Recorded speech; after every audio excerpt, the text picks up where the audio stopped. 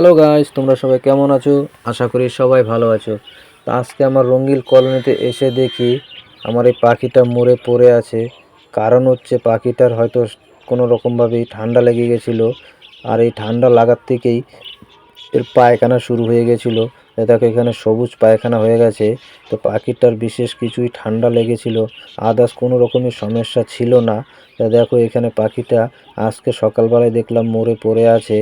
তো বিশেষ এই ওয়েদারে পাখি মারা যাওয়ার কারণ হচ্ছে এই শীতে পাখি প্রচণ্ড হারে মারা যায়।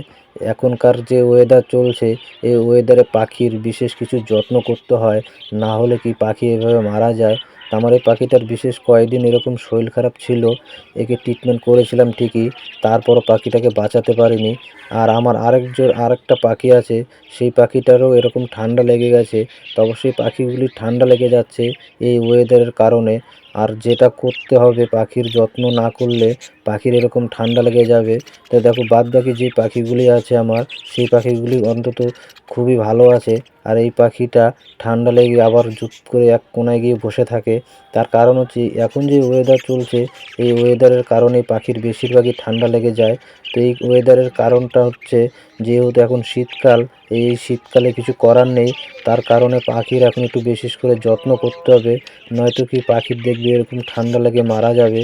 যেটা এখন দেখো আমার এই পাখিটা ঠান্ডা লেগে আছে, এই কারণে এই পাখিগুলি মারা যায়। তো এই পাখিটাকে ট্রিটমেন্ট আমি চালু করে দেবো, নয়তো কি দেখা যাবে আমার এই পাখিটাও মারা যাবে। আর বিশেষ কলোনি হোক কিংবা খাঁচা হোক, এই পাখির এখন যত্ন করার একটাই কারণ বিশেষত হয়েছে। এখন এদেরকে বিশেষ করে কিছু ঠান্ডার হাত থেকে বাঁচাতে গেলে এই কিছু তুলসী পাতা হোক কিংবা সিডনিক জাতীয় যেই খাবার খাওয়ালে পাখির শরীরটা গরম থাকে, সেরকম ধরনের খাবারগুলি পাখিকে অবশ্যই খেতে দিতে হবে। নয়তো কি দেখা যাবে পাখির এরকম শরীর খারাপগুলি হয়ে গেলে পাখি বেশিরভাগই মারা যাবে। তো আমার এই কলোনির ভিতরে যেই কটা পাখি আছে, অবশ্যই এই পাখিদের সব সময় আমি কি করি, আমার এই ঘরের ভিতরে একটা লাইট জ্বেলে রাখতে হয়। নয়তো কি দেখা যায় এখানে এখন ওয়েদারটা প্রচণ্ড খারাপ, এই ওয়েদারে খারাপ যদি লাইট না ধরে রাখা যায়, তাহলে দেখবে পাখি বাঁচাতে পারবে না, তাহলে পাখি বেশিরভাগই মারা যাবে। তো অবশ্যই তোমাদেরও বলবো, আমি যেভাবে রেখেছি তোমরাও ঠিক সেইভাবে রাখবে। আর নয়তো কি দেখো আমার যেরকম পাখি মারা গেছে, তোমাদেরও এরকম হয়ে যেতে পারে। তার আগের থেকেই পাখির যত্ন করতে হবে এই ওয়েদারে, নয়তো পাখি বেশিরভাগই মারা যায়।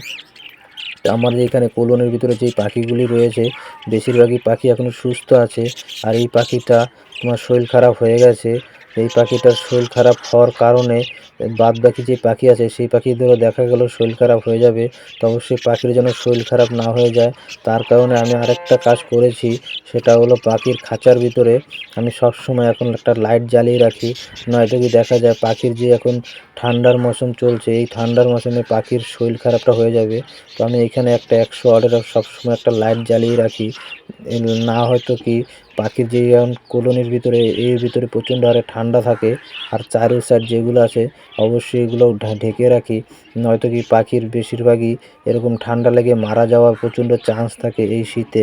দেখো আমি কলোনির চারো সাইড ঢেকে নিয়েছি, ঢাকার পরও একটা আমি লাইট জ্বালিয়ে দিয়েছি।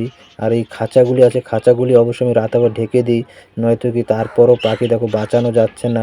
এখন যে ওয়েদার খারাপ, এই ওয়েদারে বেশিরভাগই পাখি এরকমভাবে নষ্ট হয়ে মারা যায়। তো অবশ্যই তোমাদের বলবো, তোমাদেরও পাখি যেন এরকম না হয়। তো অবশ্যই বাজরিগার পাখিকে অন্তত শীতকালটাতে বেশি একটা কেয়ার করবে, নয়তো কি পাখি এরকমভাবে শরীর খারাপ হয়ে, যত পাখি আছে বেশিরভাগই শরীর খারাপ হয়ে মারা যেতে পারে। তো অবশ্যই এই দেখো বাদবাকি আমার যে পাখি আছে সবগুলো পাখি সুস্থ আছে। তাই তোমাদের বলে দিলাম অবশ্যই বাজরিগার পাখির দিকে একটু কেয়ার করবে।